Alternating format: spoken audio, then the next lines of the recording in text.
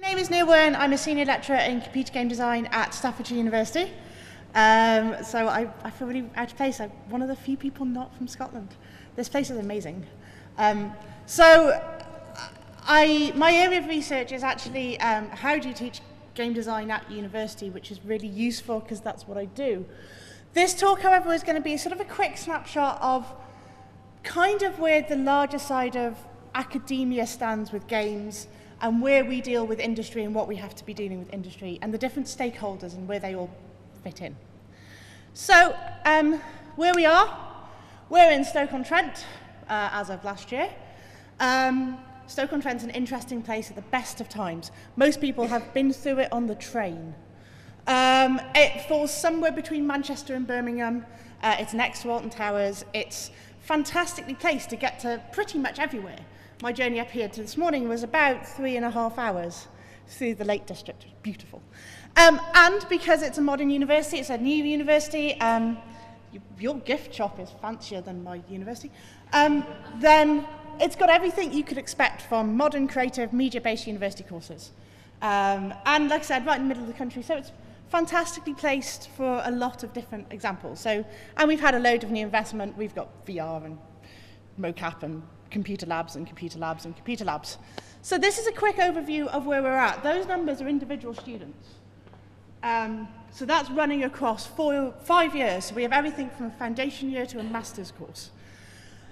They're lovely, love our students, they're fantastic. This doesn't actually include the games programming or the games journalism students that actually sit in different schools.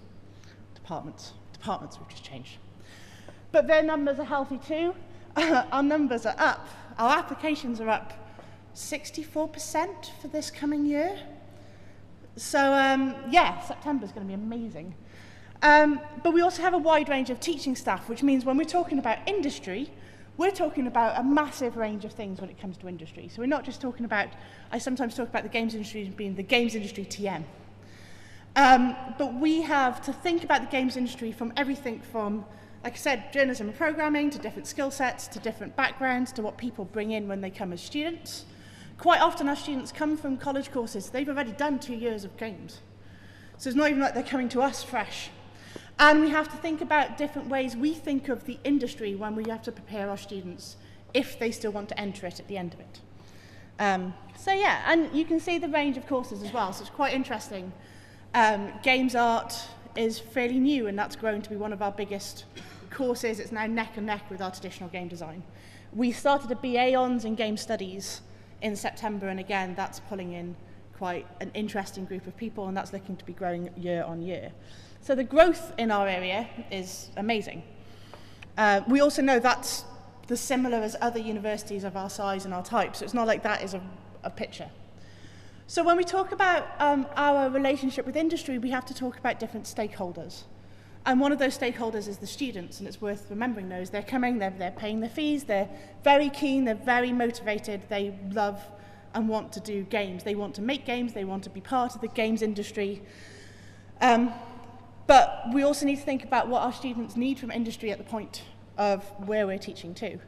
And we don't always have the time as staff or the skills as staff to develop all of the things that the students, or we feel the students need. So we also need to work out where we can get expertise in. And that's on a variety of different things. The biggest thing our students think about when they think about industry, and their starting point is industry standard software.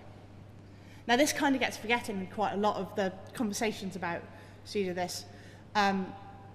So where the students come in and say, oh, it must be industry standard software, they have an idea of what is expected that they should be learning on the course, irrespective of what we think, if that's right or not as staff, or what the university has, or the industry has told us.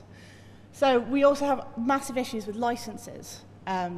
So funding multiple labs of Unity can get really expensive, although that might change soon because they're changing their structure. We have to also deal with the university on how we can fund these. Trying to explain to a university budget department about subscription models for software is a really interesting conversation. Not as interesting conversation as having to explain about Steam was 6 years ago. We used to use the Hammer engine because it was free, but we had to explain network ports and to which people were like, Valve, yes. Hammer, yes. Steam, yeah. So all of that at least the conversation and the understanding, but like I said, we now have to make sure we've got budget for the next 5 years for subscription models. All of this, and hardware is a similar issue. We had to make a decision. Who do you go with, whether it's Oculus or Vive? And we had to go with both because the students expected both to be available, irrespective of whether they're going to use them. We've got a whole bunch of Vives they don't use. They will use. We have to then teach them how to use them and how to do it. So this comes into when we're talking about students and their expectations. We have to balance that as staff. We have excellent friends in industry. We've got fantastic links, and this is a nice example. So Epic Games sponsor a lab at our university. We actually moved it to Stoke-on-Trent because previously in Stafford. They sponsor 85 PCs. How they see it and how the university see it has changed over the last 3 years. Sometimes it's used a lot. It's used all the time for teaching, but we need to think about a way that we can keep both the university as a stakeholder happy and Epic as a stakeholder happy. Well, the mood changes. Well, we've had a change of structure, we've got a new VC, those changes happened in Epic, those kind of things. So we now have a biz dev guy on our, so sort of echoing what Brian said earlier, one of our senior lecturers is also our biz dev guy, because we have to make those connections with industry and keep them going in those wonderful relationships. So we also think about how we prepare our students for industry. I'm going to have a graduating year of 175 students in July. It's going to be a very long graduation, there'll be lots of clapping. They all have a different skill set and abilities. They all have a different idea of what they want. We have to do different ways in preparing them for the industry. Some of them might go into research, some of them don't want to go into games at all.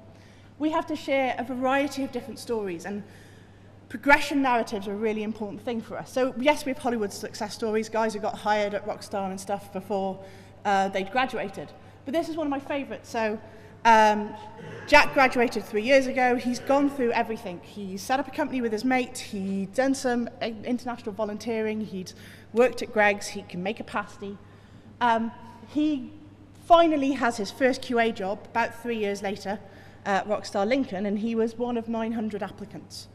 Sharing that story of perseverance and sharing news things about, you know, realistic, how do you make money, reminding them that if they don't apply for jobs, they might not eat, is a really important aspect that gets forgotten when you talk about the games industry and them making games. So many of my game design students get jobs as game designers, which is fantastic. But we have to make sure we prep them, and we're very diligent in this, making sure that we know and they know what else they can go into. But this is where it's kind of an interesting aspect has come through. Our focus on industry standard software and our focus on getting students to make games and be really useful in studios of different sizes, it has led to our students playing it safe. So in our university, it's no longer seen as somewhere that they can do cool stuff and don't worry about ramifications. They don't see university as a place they can fail. So I have lots of conversations about creativity, and we get students go like, oh no, a games jam, it has to be it's got to go in my portfolio because in industry, they said they wanted stuff that wasn't outside of things, so it has to be really good. They can't see the sense of doing something that might be a bit different. So I now have students that are terrified of failure and don't see university as a place to be creative, which is a really hard thing to bring back into studies. So this is at odds with what the industry keeps saying they want. Whenever I talk to industry, they're like, come, where's the cool creative stuff? And it's like, well, do you know what? The students just want to make alien isolation again because they're going to get a job from that. This is one of the biggest issues that we're trying to work out how we can tackle. And anyone in the industry who wants to have conversations about this. So this is the kind of conversations I would be very happy to discuss in the pub later. We want to keep the students happy. We want to make sure they're learning the right things. That's almost a bit like whack-a-mole, because that changes all the time. We'd love to know why people hire our students. I kind of know our students are amazing. But sometimes that feedback from industry, I hired them because they had cool ideas. I hired them because they had a sketchbook with them, and they stood out. That feedback to universities is amazing. So we do make sure that our students know what they're getting into. But then how can we also prompt them to look at new areas and take risks within universities? And to have fun while they're learning to make games that should be fun. So that's where I'm at. That's me. Thank you.